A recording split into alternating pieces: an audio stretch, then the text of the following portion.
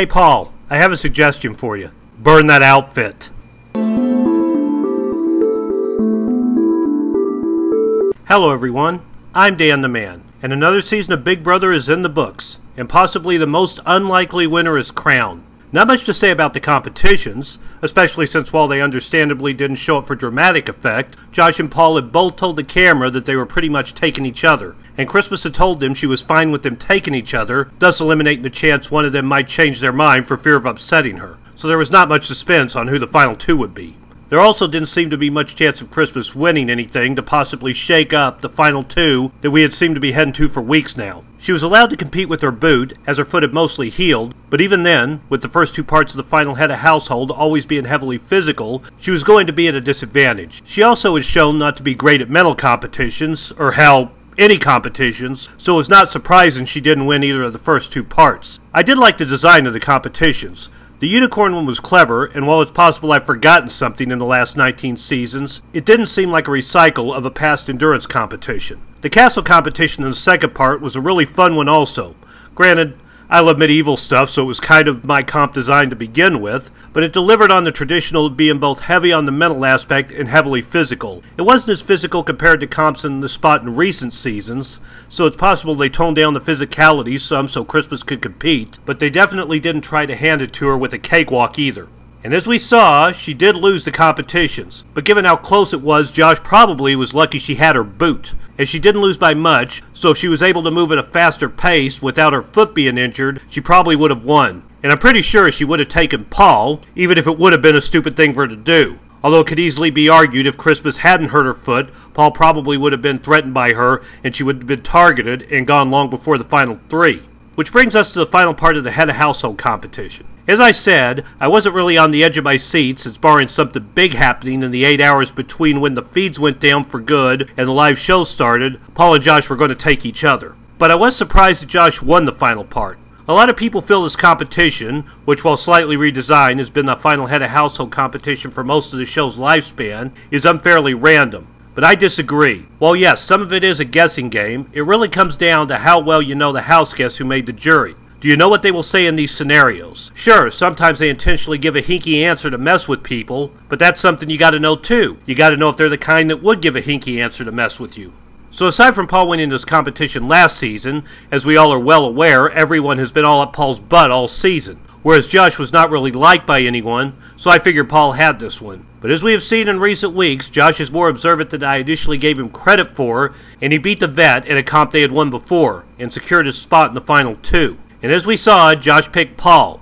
Many thought at the time Josh had thrown away his chance at the money. As bitter as the jury seemed to be, I thought Josh could still beat Paul even then, but I think if he had picked Christmas, the act of taking Paul out alone would have gotten him the win in a landslide. Paul would have likely voted for Christmas out of spite. Some say he's a gamer and wouldn't, and we will never know, but I think he would have voted out of spite and lashed out if Josh had not taken him. And Cody might have voted for Christmas too, because he didn't like Josh, but other than that, I think everyone would have voted for Josh if he had taken out Paul. It worked out for him, so can't really argue with the end result, but I think he made the worst choice of the two. It just worked out in the end anyway. And that brings us to the jury. The bitter, bitter jury. We all knew there would be some bitter jury members, but before the finale, I thought Paul was going to begrudgingly get the win against Josh, and I was definitely wrong. Alex and Cody had said they would vote for Paul, but clearly once everyone compared notes, they realized Paul behaved even worse than they thought, and that plan went out the window. They knew he was a snake, and found out how nasty he was to people behind their back while he picked them off, and simply decided they were not going to give him the money. And they didn't. Well, 5 of them didn't. Although I'm not sure if Kevin got enough time to know everything that went on behind his back, specifically how Paul, who Kevin claimed was his friend in the game, got everyone to hate him and joined in on the nasty comments behind his back. And Christmas obviously didn't have time to talk to the jury either, so if the vote had been a week later, Paul might not have even gotten those two. Although it didn't matter, as it wasn't enough either way for Paul to win. So was it the right decision? Well, here's my thing with jury votes. I'm not a subscriber to the opinion that the jury can make a wrong decision. Despite what many superfans and some players think, BB is not a game based on some strategic scoring system of big moves and competition wins. The objective of Big Brother is to make it to the final two, and then do it in a way that the last however many people are in the jury vote for you over whoever sat next to you in the final two. That's it. That's what the game is. There's more than one way to achieve that end, and none of them are the wrong way. The jury is not required to ignore personal feelings and vote based on strategy. And they shouldn't be expected to because they deal with this game personally as themselves 24 hours. People are not robots, and few people would respond well to not being given basic human respect. If the jury can separate that and says, forget my feelings, great game moves, and votes for that person, that's good. But if they vote against someone to win because they are an asshat, then that person should have thought of that while they were being an asshat to them.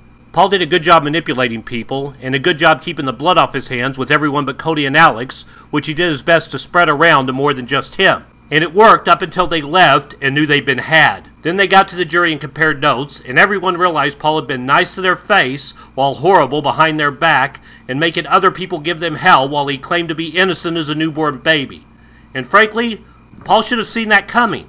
I know he has never been to jury, but he did know that they spent that time in the jury house together, right? But as the jury called him on it, Paul seemed completely unprepared. He was shocked, or he pretended to be shocked anyway, and claimed to have nothing to do with any of that, and he was never mean to people. Tried to stop it from happening, and defended people when they weren't around. All of that was lies. I'm sure if you rewatched every second of the feeds, he probably at one point or another stuck up for someone, although I'm at a loss to know when that would be, but Paul talked crap about everyone. He was telling Josh that Christmas was, and I quote, a pathetic cougar days before the finale to help make sure that Josh took him. Not only did he not stick up for anyone, but he talked the most crap and led the bashing sessions, not even counting when he told Josh and others to flat out be mean and told them the mean things to say to them. Mean things that they were going to say to him, not him. And they knew it because they were there. But Paul denied it all. Even after the votes were cast, he denied it. If he had owned what he did at any time, warned people they were going, come clean to the goodbye messages instead of acting like he was blindsided if they went home, which Josh expertly countered by the way, or even owned it during the question and answer portion, he might have gotten the votes. But he did none of those things, then gave a final speech that while most of the points were not invalid, came off in the most pompous way possible, and basically wanted votes for the things he just said he wasn't doing, while still not owning up to them. And so it came time to vote. 5 people, 2 of which had the most problems with Josh in the house, voted for Josh to win. Because while Paul thought he was manipulating Josh into tormenting people to keep them thrown off while killing Josh's chance of winning and making him into the ultimate GOAT, they ended up giving him the win because at least he wasn't being shady and was up front with how he felt. Oops. Some Paul fans are arguing jury management is a myth, but clearly it isn't because it's the reason he lost. They just don't like that it isn't a myth because it was the one mistake he made. Josh was a deserving winner, surprising as it may be, because the winner of every season is a deserving winner. They are the one who made it to the end and was able to get the jury to vote for them. That's the game.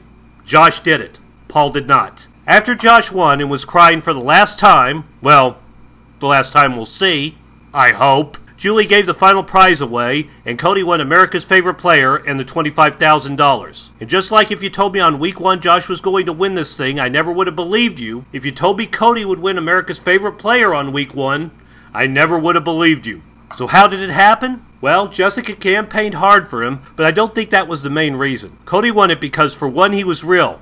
A real jackass, but real, and in a show where most are fake to some extent, that was refreshing to a lot of people. But more than that, he won because a lot of his fans did not like this season. They felt Paul came in with a lot of unfair advantages, BB was showing him favoritism, and were frustrated watching everyone follow Paul around like sheep. Cody was the one person who spoke out against it, rebelled against it, never got gaga and followed Paul, and became Paul's archenemy and the avatar for all the fans' frustrations. So the fans decided to vote for him over one of Paul's sheep. Do I agree with it? Not really. I mean, I didn't vote because I hate fan voting with a passion, so I can't complain. People can vote for whoever they want. And the majority clearly wanted to vote for Cody, so he won. But make no mistake, while watching him say, "Screw you, big brother, I'm not doing it," was funny, and I didn't like Paul, so watching him make Paul miserable was also funny. Cody was not a nice guy at all, and if it wasn't for fans' frustrations with Paul and the twist that he echoed, he never would have won America's Favorite. So that's it for this season of Big Brother.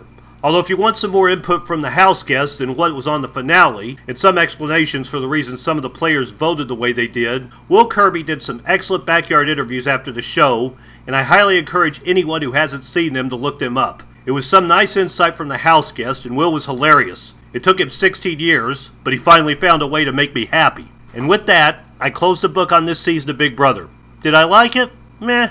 I didn't think it was near as bad as a lot of my fellow superfans did. I wasn't happy to see Paul back, and watching everyone follow him was beyond frustrating, and I think a lot of these people, when they finally watch the episode, are going to be real embarrassed by the way they became Paul's groupies. And while I don't like to toss around the word bullying, so I'm not going to say anyone was actually bullied, the vile way people were treated was not easy to watch. But at the same time, it was a colorful cast, even if they did slowly turn into sheep. There was some nice drama that kept things exciting.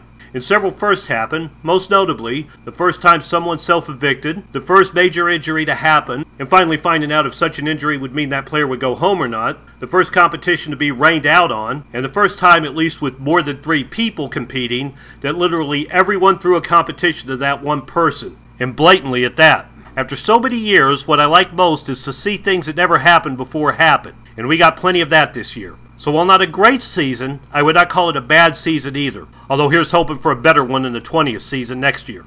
And finally, before I go, I want to thank everyone for watching my reviews this season. While I've far from gone viral, a lot more people watch my videos this season than did last season when I started doing this, and that means a lot to me. I work hard on these videos, even if they don't always look like a lot of work went into them, and it means a lot that people watched them, liked them, and commented on them. I'm still not sure if I'll be doing Celebrity Big Brother or not.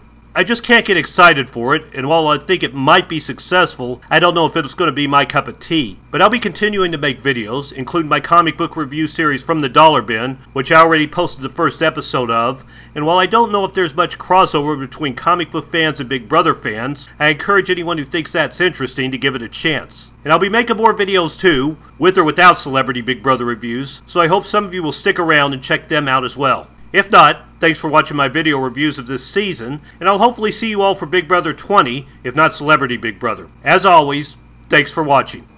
I'm Dan the Man, signing out.